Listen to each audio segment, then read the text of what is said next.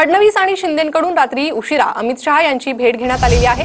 पुण्यातील हॉटेलमध्ये शहा, फडणवीस आणि शिंदे यांच्यात ही भेट झालेली आहे। शहा सध्या पुण्यातील रिट्स कार्लटन हॉटेलमध्ये मुक्कामी आहे, तर शहांच्या रायगड दौऱ्यावेळी फडणवीस, शिंदे आणि अजित पवार हजर असतील। अधिक अपडेट या संदर्भात घेणार आहोत आमचे प्रतिनिधी अजिंक्य यांच्याकडून। अजिंक्य, काय अधिक माहिती आहे या भेटी संदर्भात?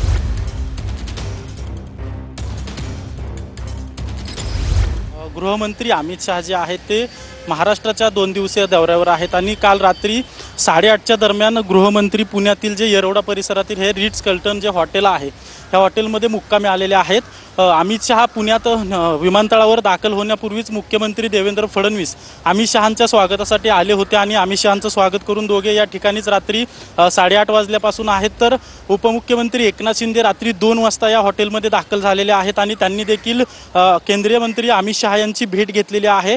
उपमुख्यमंत्री अजित पवार याच हॉटेलमध्ये भेट घेतील किंवा विमानतळावर अमित शहा यांची भेट घेणार असल्याची आता तरी सध्या माहिती समजते। मात्र काल रात्री या ठिकाणी अमित शहा दाखल झाले, त्यांच्यासोबत मुख्यमंत्री देखील दाखल झाले, त्यानंतर उपमुख्यमंत्री एकनाथ शिंदे देखील दाखल झालेत आणि अजित पवार अगदी काही वेळातच या ठिकाणी दाखल होण्याची शक्यता वर्तवली जाते आणि त्यानंतर अमित शहा जे आहेत ते रायगडच्या दिशेने रवाना होतील। त्यांच्यासोबत उपमुख्यमंत्री आणि मुख्यमंत्री हे देखील असतील। आता आपण पाहतोय की अमित शहा रवाना होण्याच्या पूर्वी या ठिकाणी जे कॉन्वॉयमधली वाहनं आहेत त्या सर्व वाहनांची पोलिसांकडून तपासणी केली जाते।